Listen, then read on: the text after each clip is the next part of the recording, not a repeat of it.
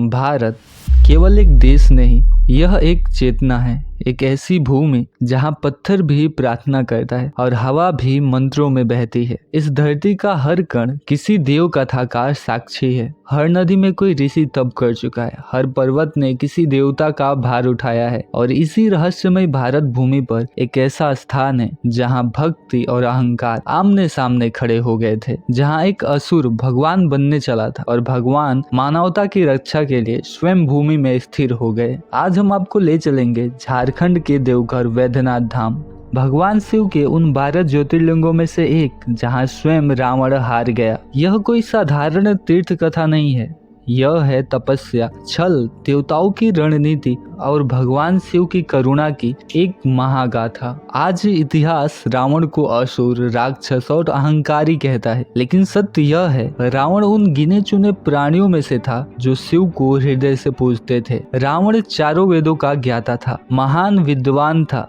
और संगीत का आचार्य था। यहाँ तक कि शिव तांडव स्तोत्र उसी की रचना है। वह शिव को भगवान नहीं, अपना स्वामी मानता था, लेकिन यहीं से उसका विनाश शुरू हुआ। भक्ति के साथ जब अहंकार जुड़ जाता है तो वह भक्ति नहीं, अधिकार बन जाती है। रावण यही भूल कर बैठा। एक दिन लंका के स्वर्ण सिंहासन पर बैठा रावण आकाश की ओर देखकर बोला, अगर स्वयं महादेव मेरे राज्य में निवास करे तो मुझे कोई नहीं हरा सकता। मैं स्वयं मृत्यु से भी ऊपर उठ जाऊंगा। यह भक्ति नहीं थी, यह सत्ता की भूख थी और इसी लालसा ने रावण को कैलाश की ओर खींचा। हिमालय की बर्फीली चोटियों के बीच जहाँ सांस लेना भी कठिन है, वहीं रावण बैठ गया। दिन, महीने, वर्ष वह अड़िग रहा। फिर उसने एक एक कर अपने सिर काटने शुरू किए और शिव को अर्पित करने लगा। 1, 2, 3, 9 सिर धरती पर गिरे, रक्त बह रहा था, लेकिन रावण का ध्यान नहीं टूटा। जब वह 10वां सिर काटने उठा तभी आकाश कांप उठा, कैलाश पर्वत गूंज उठा। ओम नमः शिवाय। आकाश में बिजली चमकी और शिव स्वयं प्रकट हुए।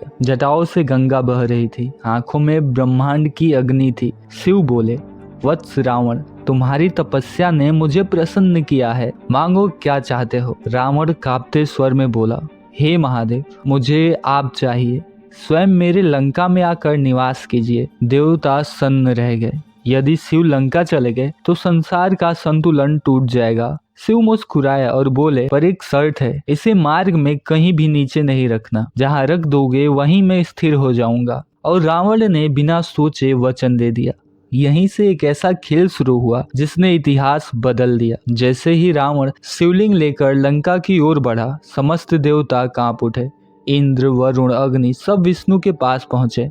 यदि शिव लंका चले गए तो संसार नष्ट हो जाएगा। विष्णु शांत स्वर में बोले, जहाँ भक्ति के साथ अहंकार जुड़ा हो वहाँ युक्ति ही उपाय होती है। विष्णु ने वरुण देवता को बुलाया, रावण की प्यास बढ़ा दो और उसे मूत्र त्याग के लिए विवश कर दो। रावण जैसे ही झारखंड की धरती पर पहुंचा, उसके शरीर में असहनीय बेचैनी होने लगी। वह रुक गया। उसी समय एक साधारण सा ग्वाला वहाँ प्रकट हुआ, लेकिन यह कोई साधारण ग्वाला नहीं था, वह स्वयं विष्णु थे। रावण बोला, हे ग्वाले, इसे कुछ पल पकड़ लो, यह स्वयं शिव हैं। ग्वाले ने जैसे ही शिवलिंग लिया, रावण हटते ही वह मुस्कुराया और शिवलिंग को धरती पर रख दिया। धरती कांप उठी, आकाश गरज उठा और शिव वहीं स्थिर हो गए। यहीं पर इस गाथा का सबसे भयानक क्षण शुरू होता है। धरती कांप रही थी, आकाश फटने को था। जैसे ही शिवलिंग पृथ्वी से स्पर्श कर गया और उसी क्षण रावण लौट आया। उसने देखा शिवलिंग भूमि पर पड़ा है। उसकी आंखें जल उठी। धोखा।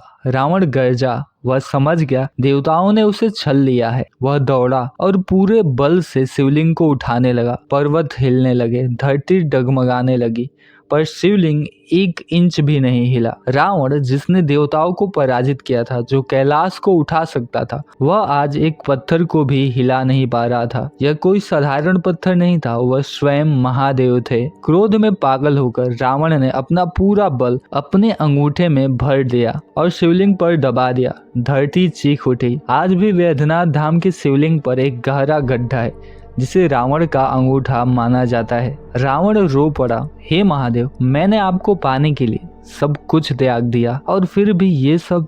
तभी आकाशवाणी हुई, वत्स रावण, तुम्हारी भक्ति महान है, परंतु तुम्हारा अहंकार उससे भी बड़ा। मैं तुम्हारे लंका नहीं गया, पर तुम्हारी तपस्या व्यर्थ भी नहीं जाने दूंगा। यह स्थान अब मेरा निवास होगा। देवता नतमस्तक हो गए। शिव बोले, यह भूमि अब वैद्यनाथ कहलाएगी। वैद्य का अर्थ होता है चिकित्सा और नाथ का मतलब होता है स्वामी।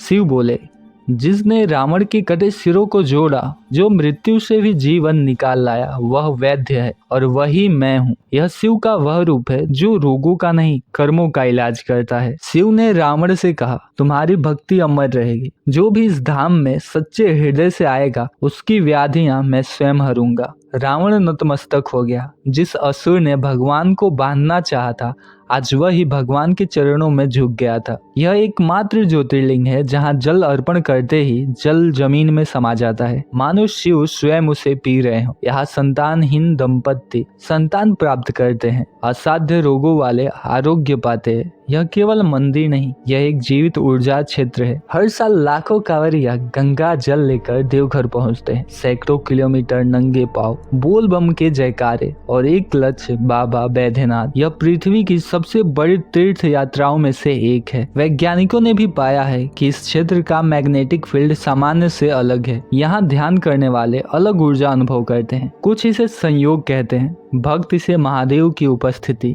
यह केवल मंदिर नहीं है, यह एक संदेश है। भक्ति जब तक विनम्र है वह मुक्तिदायक है, पर जब उसमें अहंकार जुड़ जाए तो वह विनाश बन जाती है। रावण की कथा इसी का प्रमाण है, लेकिन कहानी अभी पूरी नहीं हुई। अब हम देखेंगे आज का वैद्यनाथ धाम क्यों पूरे भारत की आध्यात्मिक ऋण है और कैसे यह स्थान आज भी जीवित है। जब रावण झुके हुए सिर के साथ उस पवित्र भूमि से लौटा तो संसार बदल चुका था। वह शिव जो कैलाश में विराजते थे, अब झारखंड की इस धरती में स्थिर हो चुके थे। यहीं से जन्म हुआ वैद्यनाथ धाम, एक ऐसा स्थान जहाँ भगवान केवल पूजे नहीं जाते, यहाँ वे इलाज करते हैं। यह शिव का वह रूप है जो केवल संहारक नहीं, चिकित्सक भी है। यही कारण है यहाँ आने वाले अक्सर रोते हुए आते हैं और मुस्कुराते हुए लौटते हैं। यहाँ कैंसर पीड़ित आए हैं, यहाँ संतानहीन दंपत्ति आए हैं, यहाँ टूटे हुए लोग आए हैं और उन्होंने कुछ न कुछ जरूर पाया है। प्राचीन तांत्रिक ग्रंथों में देवघर को एक एनर्जी वेटेक्स कहा गया है। यहाँ पृथ्वी की चुंबकीय रेखाएं आपस में टकराती हैं, इसलिए ध्यान करने वाले को यहाँ अजीब शांति और कंपन महसूस होता है। यह वैज्ञानिक भाषा में मैग्नेटिक अनोमली और भक्तों की भाषा में महादेव की उपस्थिति है। दुनिया में सैकड़ों शिवलिंग हैं, लेकिन केवल वैद्यनाथ धाम में जल चढ़ाते ही वह धरती में समा जाता है। लोग कहते हैं बाबा स्वयं जल ग्रहण करते हैं। हर साल लाखों भक्त गंगा जल लेकर सैकड़ों किलोमीटर पैदल चलते हैं, नंगे पांव, बोल बम और लक्ष्य सिर्फ एक, बाबा बैद्यनाथ। यह वही समर्पण है जो कभी रावण ने दिखाया था, पर यहाँ अहंकार नहीं, केवल श्रद्धा है। लेकिन सबसे बड़ा सवाल, क्या रावण गलत था? नहीं, रावण गलत नहीं था, उसकी भक्ति शुद्ध थी। गलत था उसका उद्देश्य, भगवान को अपने अधीन करना। वैद्यनाथ धाम यह सिखाता है, भक्ति में मालिक मत बनो, भक्त बनो। जब भी तुम देवघर जाओ तो सिर्फ मंदिर मत देखना, उस धरती को देखना जहाँ अहंकार भक्ति से हार गया था। उस शिवलिंग को देखना जिसे रावण भी हिला नहीं सका, और महसूस करना कि आज भी वहाँ महादेव जीवित हैं। यह केवल इतिहास नहीं, यह चेतना है। यह केवल कथा नहीं, एक सत्य है। हर हर महादेव। भगवान शिव की कृपा हम सभी पर बनी रहे। मिलते आपसे नए डॉक्यूमेंट्री में, तब तक के लिए जय सिया राम।